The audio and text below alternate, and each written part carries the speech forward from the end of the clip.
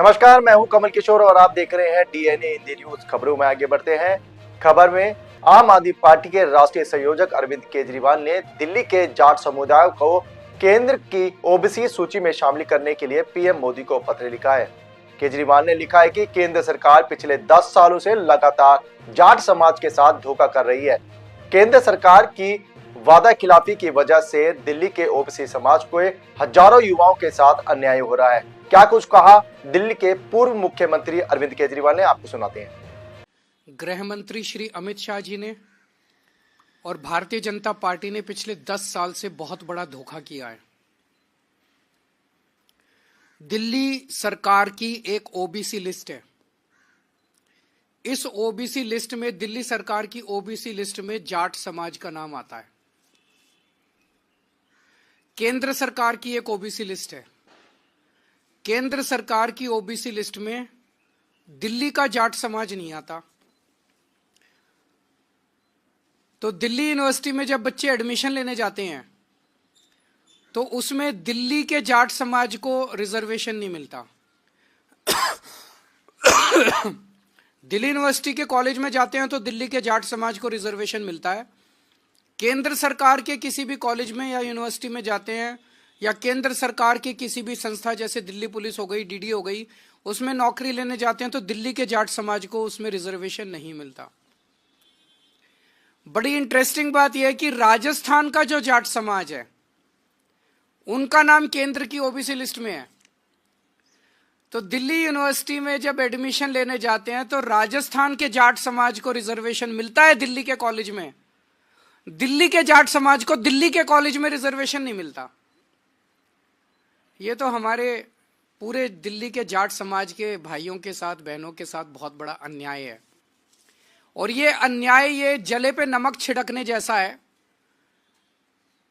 कि 4 बार पिछले 10 साल में प्रधानमंत्री जी ने अपने घर बुला के और अमित शाह जी ने जाट समाज के नेताओं को आश्वासन दिया, भरोसा दिया, वचन दिया, गारंटी दी कि दिल्ली के जाट समाज को केंद्र की ओबीसी लिस्ट के अंदर डाला जाएगा। 26 मार्च 2015 को प्रधानमंत्री मोदी जी ने दिल्ली जाट समाज के प्रतिनिधियों को अपने घर बुलाकर यह वादा किया कि उन्हें केंद्र की ओबीसी लिस्ट में दिल्ली के जाट समाज को शामिल किया जाएगा। 26 मार्च 2015 को नहीं किया। उसके बावजूद 8 फरवरी 2017 को अमित शाह जी ने यूपी चुनाव से पहले चौधरी वीरेंद्र सिंह के घर फिर से दिल्ली और देश के जाट नेताओं को यह वादा किया कि जो स्टेट लिस्ट में ओबीसी जाती हैं उनको केंद्र की लिस्ट में जोड़ा जाएगा। फिर भी नहीं किया। 2019 के लोकसभा चुनाव से पहले दिल्ली में प्रवेश वर्मा के आवास पर अमित शाह ने जाट नेताओं से मिले, फिर वादा किया कि दिल्ली के जाट समाज को केंद्र की ओबीसी लिस्ट में शामिल किया जाएगा। फिर धोखा दिया, फिर नहीं किया। 2022 में दिल्ली में फिर सैकड़ों जाट नेताओं को बुलाकर अमित शाह जी मिले और वादा किया और फिर से धोखा दे दिया। तो पिछले 10 साल में 4 बार, 3 बार दिल्ली के देश के गृह मंत्री ने और 1 बार देश के प्रधानमंत्री ने पूरे जाट समाज को बुला के बोला, अगर प्रधानमंत्री और गृह मंत्री झूठ बोलेंगे, अगर प्रधानमंत्री और गृह मंत्री अपने वादे को पूरा नहीं करेंगे, अगर प्रधानमंत्री और गृह मंत्री को जाटों की याद केवल चुनाव के पहले आती है, आप देख रहे हो हर चुनाव के पहले जाट समाज को बुलाते हैं, कहते हैं वोट दे दो, इस बार वोट दे दो, अगली बार कर देंगे, इस बार वोट दे, और कभी नहीं करते, कभी नहीं करते। अगर प्रधानमंत्री और गृह मंत्री इस तरह से झूठ बोलेंगे तो फिर तो देश में कुछ बचेगा ही नहीं। फिर क्या बचेगा उसके बाद? किसके पास जाएं इसके बाद? अब ये बड़े मजे की बात है, जैसे मैंने बताया कि दिल्ली पुलिस में राजस्थान के जाट समाज को रिजर्वेशन मिलता है, दिल्ली के जाट समाज को नहीं मिलता।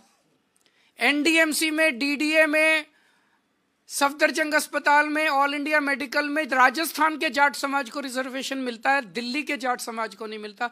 दिल्ली के अंदर दिल्ली वालों को रिजर्वेशन नहीं मिलता, बाहर वालों को मिलता है। भाई ऐसा क्यों? तो मैंने कल प्रधानमंत्री जी को चिट्ठी लिखी है, उस चिट्ठी की कॉपी अभी आप सब लोगों को बांट दी जाएगी। मैंने प्रधानमंत्री जी को उनके वादे, उनके और अमित शाह जी के वादे याद दिलाए हैं कि आप ये वादा पूरा कीजिए और जाट समाज के साथ धोखा किया गया है। जाट समाज के साथ साथ 5 और जातियां हैं जो दिल्ली की स्टेट लिस्ट में हैं और केंद्र की स्टेट लिस्ट में नहीं है। ये है रावत, रोनियार, रायतंवर, चारण और ओड। इनको भी दिल्ली की केंद्र सरकार के जितने संस्थान हैं वहां पे रिजर्वेशन नहीं मिलता। ये भी दिल्ली की ओबीसी लिस्ट में है, केंद्र की ओबीसी लिस्ट में नहीं है। तो जाट समाज के साथ साथ इन अन्य 5 जातियों को भी इसमें शामिल किया जाए ताकि इन जातियों के युवाओं को भी शिक्षा में और रोजगार में उचित अवसर केंद्र सरकार के संस्थानों में भी मिलने लगे। दिल्ली में केंद्र सरकार की 7 यूनिवर्सिटी हैं। दिल्ली यूनिवर्सिटी के कई कॉलेज हैं। Delhi police, NDMC, DDA, AIIMS, Safdarjung, रामलोर, रोहिया जैसे कई केंद्र सरकार के संस्थान हैं जहां पे रिजर्वेशन इन लोगों को मिल सकता है, जिसमें शिक्षा और रोजगार में इन लोगों को रिजर्वेशन मिल सकता है। तो हमारा निवेदन है कि जो धोखा 10 साल से भारतीय जनता पार्टी दिल्ली के जाट समाज को देती आ रही है, वो धोखा देना बंद करें, अपने पुराने वादे पूरे करें। और अगर पूरे नहीं करेंगे तो आज केजरीवाल दिल्ली के पूरे जाट समाज को ये वादा कर रहा है कि मैं आपके लिए संघर्ष करूंगा और मैं केंद्र सरकार से करवा के लेके आऊंगा, चाहे मुझे इसके लिए जो मर्जी करना पड़े। अगर कोई प्रश्न है तो आप बताइए। दिल्ली का चुनाव आम आदमी पार्टी और बीजेपी के बीच में है। ये इंडिया गठबंधन का चुनाव नहीं है। जो भी हमें समर्थन मिल रहा है, मैं उन सभी पार्टियों का दिल से शुक्रिया अदा करता हूं। वो हमें समर्थन दे रहे हैं। ममता दीदी ने समर्थन दिया और अखिलेश जी ने समर्थन दिया। मैंने इसमें मीडिया में ही देखा है कि शायद ठाकरे जी की भी पार्टी शायद समर्थन दे रही है। मैं सब लोगों का शुक्रिया अदा करता हूं जो जो हमें आशीर्वाद दे रहे हैं, जो जो हमें समर्थन दे रहे हैं।